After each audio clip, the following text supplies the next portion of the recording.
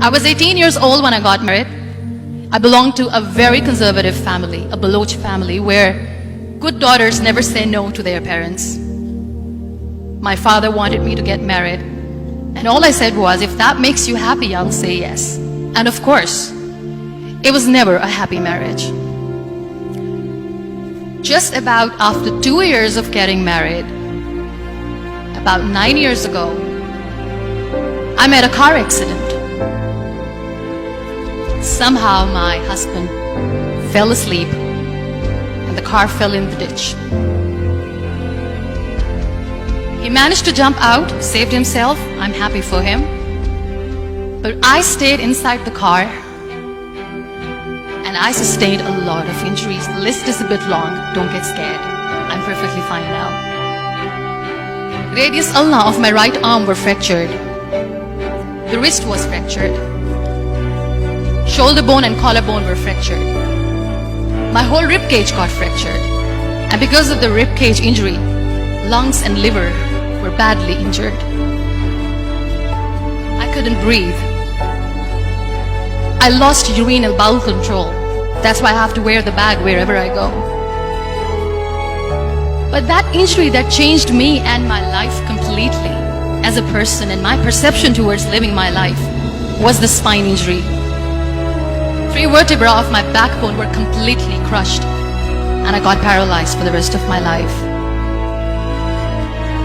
So this accident took place in a far-flung area in the outskirts of a very small province, Balochistan, where there was no first aid, no hospital, no ambulance. I was in the middle of nowhere in that toppled car.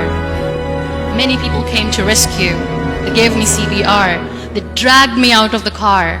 And while they were dragging me out, I got the complete transection of my spinal cord. I finally ended up in a hospital where I stayed for 2.5 months. I underwent multiple surgeries. Doctors have put a lot of titanium in my arm. There's a lot of titanium at my back to fix my back. That's why people in Pakistan call me the Iron Lady of Pakistan.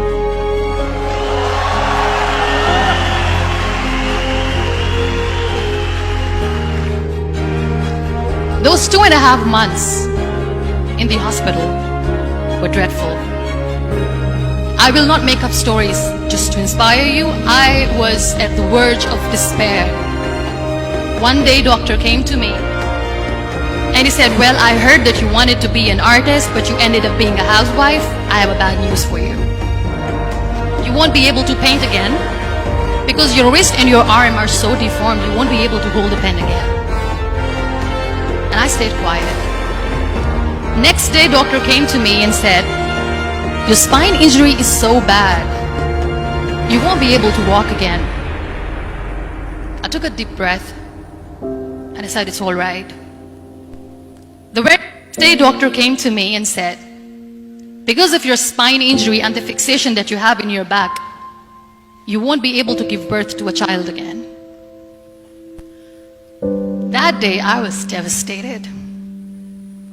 I still remember, I asked my mother, why me? And that is where I started to question my existence. Why am I even alive? What's the point of living?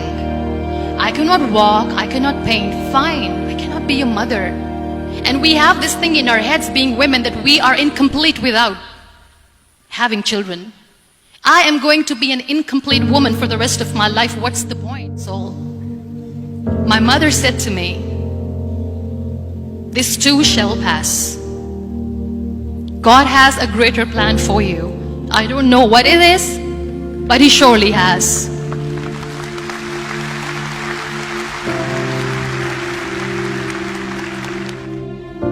So what kept me going was, one day I asked my brothers, I know I have a deformed hand, but I'm tired of looking at these white walls in the hospital and wearing these white scrubs. I'm getting tired of this. I want to add more colors to my life. I want to do something. Bring me some colors, bring me some small canvas. I want to paint. So the very first painting I made was on my deathbed, where I painted for the very first time. There were a lot of infections in my body, a lot of allergies. So doctors wanted me to lie down on the bed straight for not 6 months, for not 1 year, for 2 years. I was bedridden, confined in that one room, looking outside the window, listening to the birds chirping, and thinking maybe there will be a time when we'll be going out with the family and enjoying the nature. That was the time where I realized how lucky people are, but they don't realize. And you know how it all began? That day I decided that I'm going to fight my fears. We all have fears. Fear of unknown, fear of known, fear of losing people, fear of losing health, money. We want to excel in career, we want to become famous, we want to get money. We are scared all the time. So I wrote down one by one all those fears. And I decided that I'm going to overcome these fears one at a time. You know what was my biggest fear? Divorce.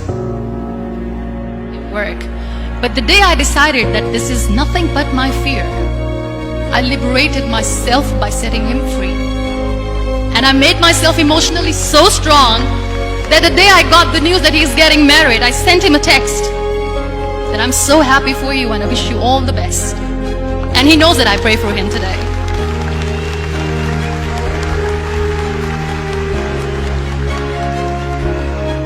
My biggest fear, number 2, was I won't be able to be a mother again. And that was quite devastating for me. But then I realized there are so many children in the world, all they want is acceptance. So there is no point of crying, just go and adopt one. And that's what I did.